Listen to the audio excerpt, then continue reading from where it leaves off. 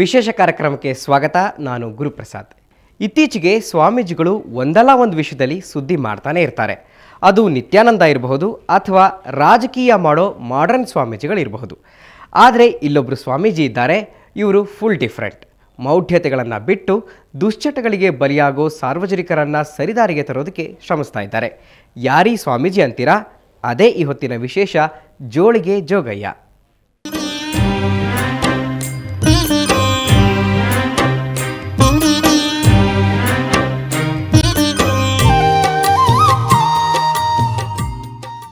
ಮನೆ ಮನಕ್ಕೆ ಗುರು ಪ್ರವೇಶ ಪರಿಕಲ್ಪನೆಯಲ್ಲಿ ಗುರು ಬಸವಪ್ರಭು ಸ್ವಾಮೀಜಿ ಒಂದು ವಿಶೇಷ ಕಾರ್ಯಕ್ರಮವನ್ನು ಹಮ್ಮಿಕೊಂಡಿದ್ದಾರೆ.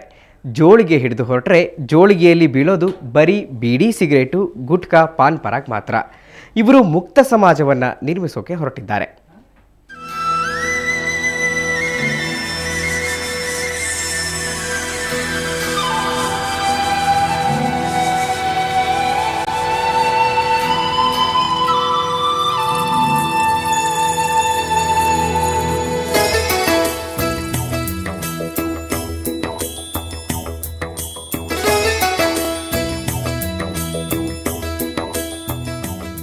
ಹೀಗೆ ಕೈಯಲ್ಲಿ ಜೋಳಿಗೆ ಹಿಡಿದು ಮನೆ ಮನೆಗೆ ಸಾಕ್ತಿರೋ ಈ ಸ್ವಾಮೀಜಿ ದಾವಣಗೆರೆ ವಿರಕ್ತ ಮಠದ ಬಸವಪ್ರಭು ಶ್ರೀಗಳು.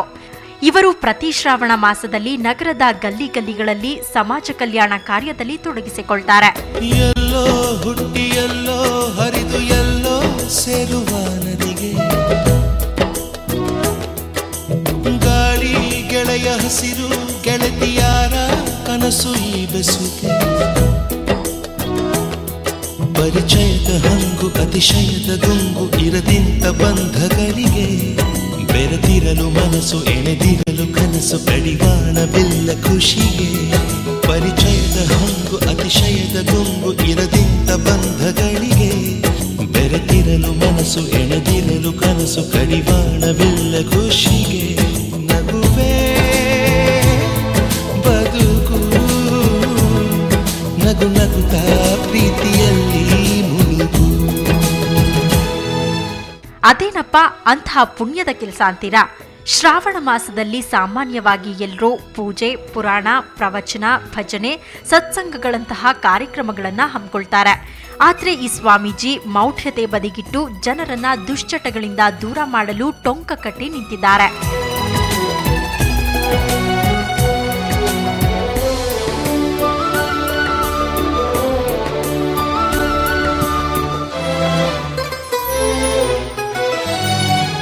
ಶ್ರಾವಣ ಮಾಸ ಅಂದ ತಕ್ಷಣ ಎಲ್ಲ ಮಠಗಳಲ್ಲಿ ಧಾರ್ಮಿಕ ಕಾರ್ಯಕ್ರಮಗಳು, ಪ್ರವಚನಗಳು ಪ್ರಾರಂಭ ಆಗ್ತವೆ. ಸ್ವಾಮೀಜಿಗಳೆಲ್ಲ ಏನು ನಾವು ಕಾರ್ಯಕ್ರಮ ಮಾಡಾಕತ್ತೀವಿ, ದುಡ್ಡು ಕೊಡ್ರಿ, ರಾಗಿ ಕೊಡ್ರಿ, ಜೋಳ ಕೊಡ್ರಿ ಅನ್ನುವಂಥ ಒಂದು ಜೋಳಿಗೆ ತಗೊಂಡು ಹೋಗುವಂಥದ್ದು ವಾಡಿಕೆ. ಆದರೆ ನಾವಿಲ್ಲಿ ಜಯದೇವ ಜೋಳಿಗೆಯನ್ನು ಪ್ರಾರಂಭ ಮಾಡಿದ್ದೇವೆ. ಈ ಜಯದೇವ ಜೋಳಿಗೆ ಮುಖ್ಯವಾಗಿ ಜನರಲ್ಲಿರುವಂತಹ ದುಶ್ಚಟ ಅನ್ನುವಂತಹ ಕಾಣಿಕೆಯನ್ನು ಇಲ್ಲಿ ಹಾಕಿಸ್ಕೊಳ್ತಾ ಇದ್ದೀವಿ. ಇವತ್ತು ನಮ್ಮ ಜನ ದುಶ್ಚಟಕ್ಕೆ ದಾಸರಾಗಿದ್ದಾರೆ. ಬೀಡಿ, ಸಿಗರೇಟು, ಗುಟ್ಕಾ, ಸೇಂದಿ, ಸರಾಯಿ ಇವನ್ನೆಲ್ಲ ಕೊಡೋದ್ರ ಮುಖಾಂತರ ಆರೋಗ್ಯವನ್ನು ಹಾಳು ಮಾಡ್ಕೊಳ್ತಾ ಇದ್ದಾರೆ. ಆರೋಗ್ಯವನ್ನು ಹಾಳು ಮಾಡ್ಕೊಳಕ್ಕೆ ಹೋಗ್ಬೇಡ್ರಪ್ಪ. ಆ ದುಶ್ಚಟಗಳನ್ನು ನಮ್ಮ ಜೋಳಿಗೆಗೆ ಕಾಣಿಕೆ ಹಾಕಿ ನೀವು ಕೊಡ್ರಿ. ನಿಮ್ಮಲ್ಲಿ ಒಂದು ಸಂಸ್ಕಾರವನ್ನು, ಸಂಸ್ಕೃತಿಯನ್ನು ಒಂದು ಉಳಿಸುವಂಥ ನಿಟ್ಟಿನಲ್ಲಿ ಈ ಒಂದು ಕಾರ್ಯಕ್ರಮವನ್ನು ಹಮ್ಮಿಕೊಂಡಿದ್ದೇವೆ. ವಿಶೇಷವಾಗಿ ಮಡಿ ಮೈಲಿಗೆ ಎನ್ನದೆ ಸ್ಲಂ ಮತ್ತು ಅಲ್ಪಸಂಖ್ಯಾತರ ಬಡಾವಣೆಗಳಲ್ಲಿ ಈ ಬಗ್ಗೆ ಅರಿವು ಮೂಡಿಸ್ತಾರೆ. ದುಶ್ಚಟಗಳಿಂದ ಬಲಿಯಾಗೋ ಜನರ ಮನವೊಲಿಸಿ ಬದುಕುವ ಕಲೆಯನ್ನ ಹೇಳಿಕೊಡ್ತಾರೆ.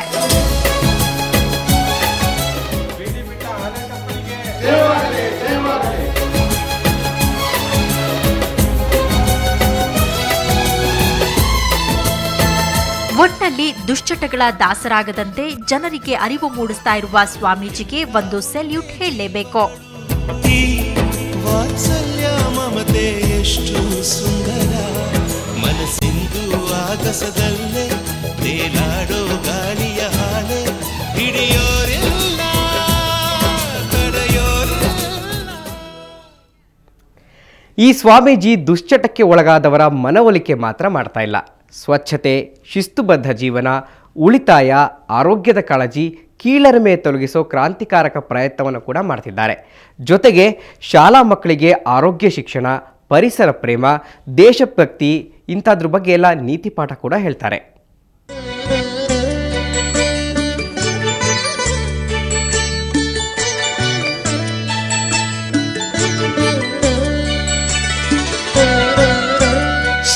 ಬಂತೆಂದ್ರೆ ಎಲ್ಲೆಲ್ಲೂ ಪೂಜೆ ಪುನಸ್ಕಾರ, ಪ್ರವಚನ, ಭಜನೆ, ಸತ್ಸಂಗಗಳದ್ದೇ ಮಾತು.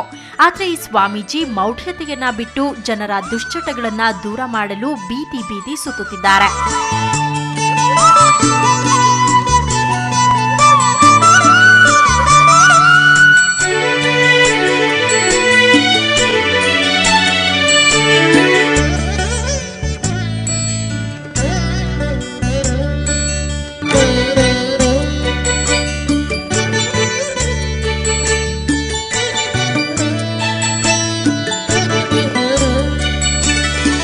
ಹೋಗಿದ್ವಿ, ಕೆಲ್ಸಕ್ಕೆ ಹೋಗಿದ್ವಿ, ನಾವು ಅಲ್ಲಿದಲ್ಲಿ ಕುಡ್ಕೊಂಡ ಬರ್ತಿದ್ವಿ.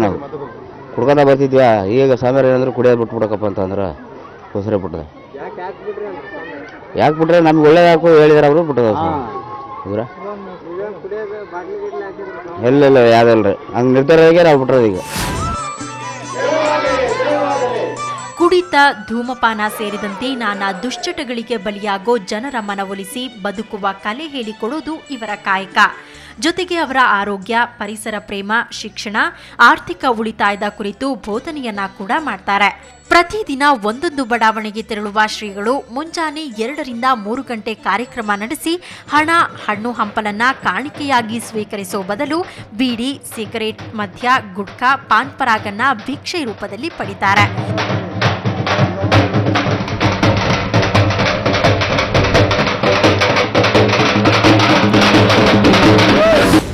ಅಡಿಕೆ ಹಾಕಿದ್ವಿ, ಕುಡಿತಿದ್ವಿ.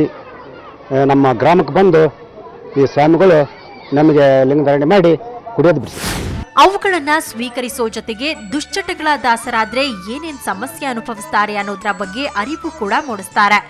ದುಶ್ಚಟಗಳನ್ನ ದೂರ ಮಾಡ್ತಾರೆ. ಅಲ್ಲದೆ ಇನ್ನೆಂದೂ ದುಶ್ಚಟಗಳಿಗೆ ಒಳಗಾಗದಂತೆ ಪ್ರಮಾಣವನ್ನ ಮಾಡಿಸ್ಕೊಳ್ತಾರೆ. ಅವರಿಗೆ ವಿಭೂತಿ ಧಾರಣೆ ಮಾಡಿ ಕೊರಳಿಗೆ ರುದ್ರಾಕ್ಷಿ ಕಟ್ಟಿ ಮಂತ್ರೋಪದೇಶ ನೀಡ್ತಾರೆ.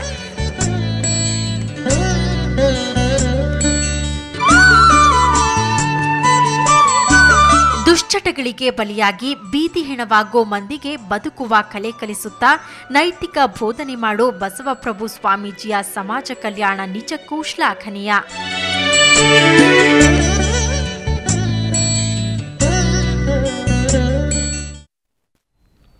ಪ್ರತಿ ವರ್ಷದ ಶ್ರಾವಣ ಮಾಸದಲ್ಲಿ ಸಾಮಾನ್ಯವಾಗಿ ಎಲ್ಲರೂ ಪೂಜೆ ಪುನಸ್ಕಾರಗಳಲ್ಲಿ ತೊಡಗಿರ್ತಾರೆ. ಆದರೆ ಈ ಸ್ವಾಮೀಜಿ ಮಾತ್ರ ಎಲ್ಲರ ಜನರ ದುಶ್ಚಟಗಳ ನಿವಾರಣೆಗೆ ಟೊಂಕ ಕಟ್ಟಿ ನಿಂತಿದ್ದಾರೆ.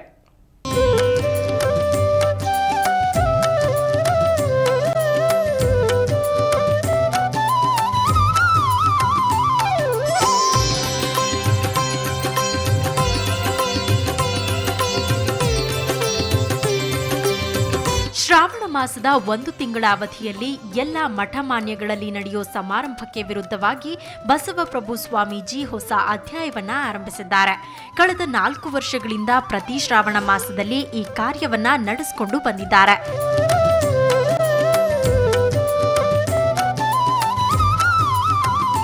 ಸ್ವಾಮೀಜಿಯ ಕಾರ್ಯಕ್ರಮದ ಉದ್ದೇಶ ಅರಿತ ಮುರುಘ ಮಠಾಧೀಶರು ಪರಿವರ್ತನೆ ಹಾದಿ ತುಳಿದು ಮಠಕ್ಕೆ ಜನರು ಬರುವುದು ಬೇಡ, ನಾವು ಜನರ ಬಳಿಗೆ ತೆರಳೋಣವೆಂದು ಈ ಕಾರ್ಯಕ್ರಮವನ್ನ ಆರಂಭಿಸಿದ್ರು. ಅಲ್ಲಿಂದ ಆರಂಭವಾದ ಈ ಅಭಿಯಾನ ದಾವಣಗೆರೆ ನಗರದಲ್ಲಿ 50% ಪೌರ ಕಾರ್ಮಿಕರು, ಅಲ್ಪಸಂಖ್ಯಾತರ ಮನೆಗಳಲ್ಲಿ ಜಾಗೃತಿ ಮೂಡಿಸಿದೆ.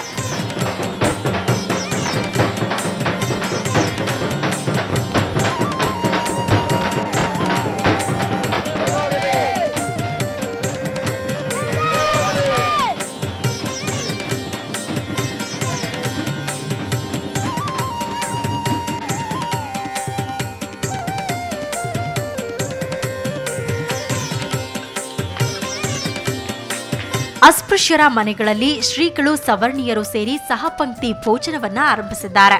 ಇದರಿಂದ ಜನರಲ್ಲಿ ಸ್ವಚ್ಛತೆ, ಶಿಸ್ತುಬದ್ಧ ಜೀವನ, ಆರ್ಥಿಕ ಉಳಿತಾಯ, ಆರೋಗ್ಯದ ಕಾಳಜಿ, ಕೀಳರಿಮೆ ತೊಲಗಿಸುವಂತಹ ಕ್ರಾಂತಿಕಾರಕ ಪ್ರಯತ್ನ ನಡೆದಿದೆ.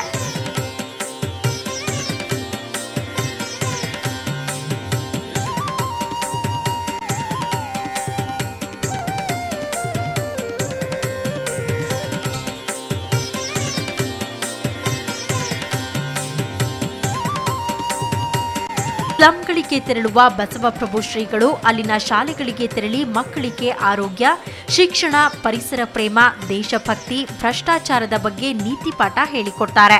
ಮಕ್ಕಳಿಂದ ಸಸಿಗಳನ್ನ ನೆಟ್ಟು ನೀರೆರೆಸಿ ಪರಿಸರ ಪ್ರೀತಿ ಬೆಳೆಸ್ತಾರೆ. ಶಾಲಾ ಮಕ್ಕಳಿಗೆ ದುಶ್ಚಟಗಳಿಂದ ದೂರವಿರಲು ಸಲಹೆ ನೀಡ್ತಾರೆ. ಇದರ ಜೊತೆಗೆ ಇತರರಿಗೂ ದುಶ್ಚಟಗಳ ಬಗ್ಗೆ ಅರಿವು ಮೂಡಿಸುವಂತೆ ಕರೆ ನೀಡ್ತಾರೆ. ಮದ್ಯಪಾನಗಳನ್ನು ಬಿಟ್ಟು ನೀವು ಚೆನ್ನಾಗಿರಿ ಅಂತ ಹೇಳಿರೋ ಒಂದು ಇದರಿಂದ ಎಲ್ರಿಗೂ ನನ್ನ ಜೊತೆಗಿದ್ದವ್ರಿಗೆ ಎಲ್ರಿಗೂ ಹೇಳಿ, ಬೇಡಪ್ಪ ಇನ್ನು ಕುಡಿಯೋದು ಬೇಡ, ನಾವು ಇನ್ನು ಮನುಷ್ಯರಾಗಬೇಕು, ನಾವು ಆ ಕುಡ್ತಲಕ್ಕೆ ಬಲಿಯಾದರೆ ಸುಮ್ಮನೆ ಅನ್ಯಾಯವಾಗಿ ಹಾಳಾಗ್ತೀವಿ ಅಂತ ಹೇಳಿ ನಮ್ಮ ದಲಿತ ಕೇರಿಯಲ್ಲಿ ಎಲ್ಲರನ್ನೂ ಒಂದು ಇದು ಮಾಡಿ ಆ ಕುಡಿಯೋದನ್ನ ಬಿಡಿಸಿದ್ವಿ. ಅಂದು ಶ್ರೀಗಳು ಬೆಳಗಿಸಿದ ಅರಿವಿನ ಜ್ಯೋತಿ ಇಂದು ನೂರಾರು ಕುಟುಂಬಗಳ ಆರ್ಥಿಕ ಸಾಮಾಜಿಕ ಸ್ಥಿತಿಗತಿಯ ದಿಕ್ಕನ್ನೇ ಬದಲಾಯಿಸಿದೆ.